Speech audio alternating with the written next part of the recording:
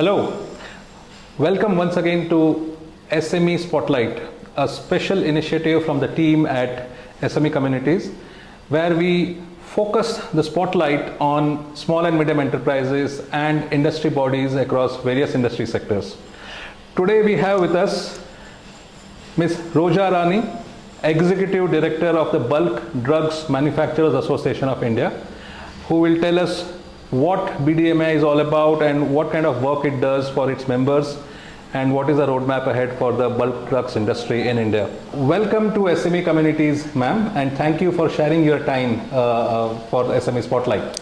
Thank you very much. Ma'am, tell us something about BDMAI, its objectives, what kind of initiatives you take, and how's the last few years been for the bulk drugs industry? Yeah, our association, Bulk Drug Manufacturers Association of India, was started in 1991. The main objective of this association was to represent the issues of the industry to the government and get them amicable solutions. See, for example, one notification was issued by DGFT, and that is affecting all the industries as a whole. So each and every industry may not be able to go to the government and seek amicable solutions. So they approach us and ask us to represent on behalf of the industry. Such type of representation we have been doing and then getting the solutions. So then as far as initiatives are concerned, we say we are mostly concentrating on infrastructure development. So BDMA was played a vital role in getting in Vizag there is a bulk drug manufacturers park is there. So in that, to get that in the park in Vizag in the AP, it's an undivided Andhra Pradesh. So that was the initiative of Bulk Drug Manufacturers Association, and we could get about for 25 members at a concessional rate land allotted to in that park. So that was our greatest achievement, I can say. And also earlier we used to have many environmental issues because of change of a lot of environmental laws, and then industry is not able to meet the expectations of the government. So there were so many issues. So during that time we could collect all the issues from the industry and take it to the environmental ministry, and slowly we are getting these awareness into the industry. Now those problems are, I can say, little reduced. What is your assessment of the current state of Indian pharmaceutical exports, and what according to you are the top potential markets for Indian pharmaceutical and bulk drug products? Since we are representing API industry, I can talk about API exports only, not as a whole pharmaceutical industry. As far as APIs are concerned, I can say that there is a lot of potential in the coming years also. Why? Because more and more countries are becoming self-sustainable. If you see, in around 2004, Russia was the top destination for Indian pharmaceutical exports. Now I think it must have come down to 20 or 25th position. So that means that Russia has taken many initiatives to develop its own pharmaceutical industry. So when formulations industry is developed in any country, that means there is an opportunity for the raw material supplies, that is which is APIs, for more and more exports opportunities for the country. And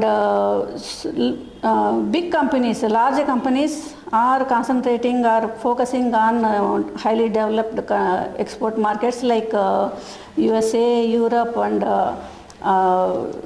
South Korea, so like that. But for SMEs concerned, in the rest of the world markets has a very good potential, like Bangladesh, Indonesia, Vietnam, and some of the CIS countries also. They have a lot of potential. Ma'am, what industry supporting policies do you think the government should prioritize, and what should it do to support the bulk drugs industry? Infrastructure development should be the government first priority to develop API industry in India. So, see, for example, land is available. Some states are giving land, declaring some land, some area as a red zone and allotting to the members at a concessional rate or at a market rate also. But the problem is each industry to go and set up there also, they should have their own ETP, like effluent treatment plant and waste management plant, everything they should have. That will cost a huge amount.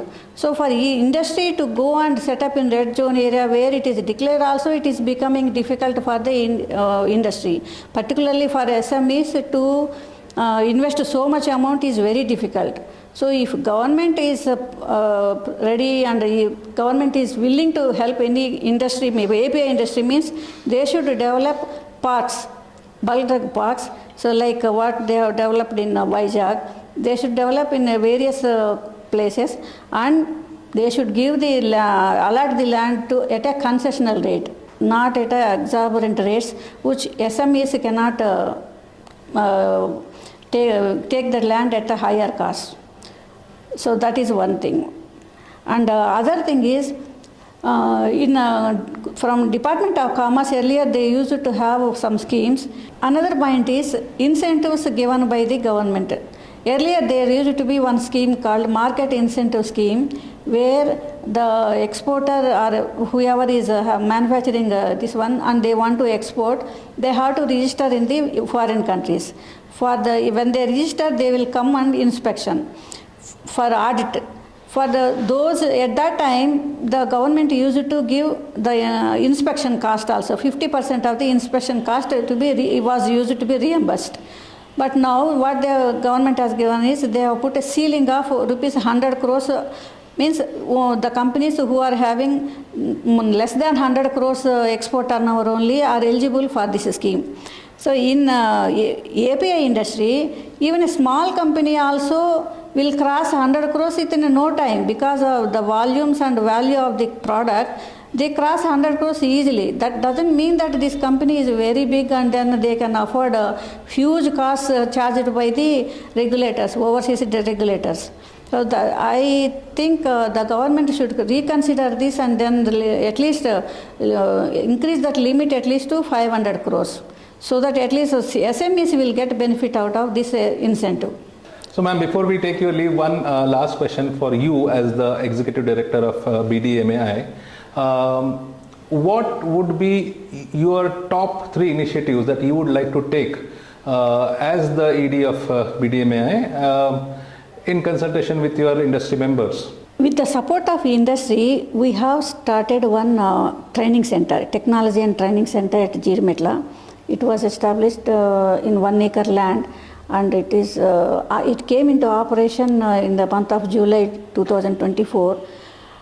The main objective of that institute is to train the people, to bridge the gap between academy and industry.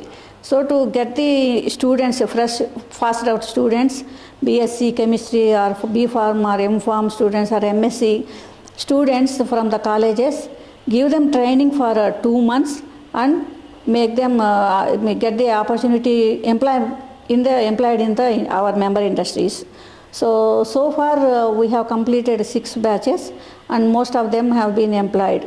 So that I wanted to, as an executive director, I wanted to make this 6 batches into run like 6 batches per day. So like now we are only running morning one session, evening one session. I want to make 3 sessions in the morning, 3 sessions in the evening. And right now we are only concentrating on QA, QC and production. I want to make this institute where the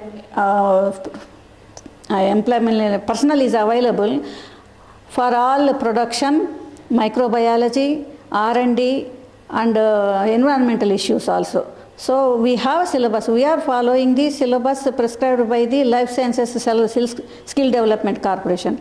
So we have the syllabus, we have faculty, and recently, the next few days we are going to have one memorandum of understanding with Telangana Council of Higher Education also.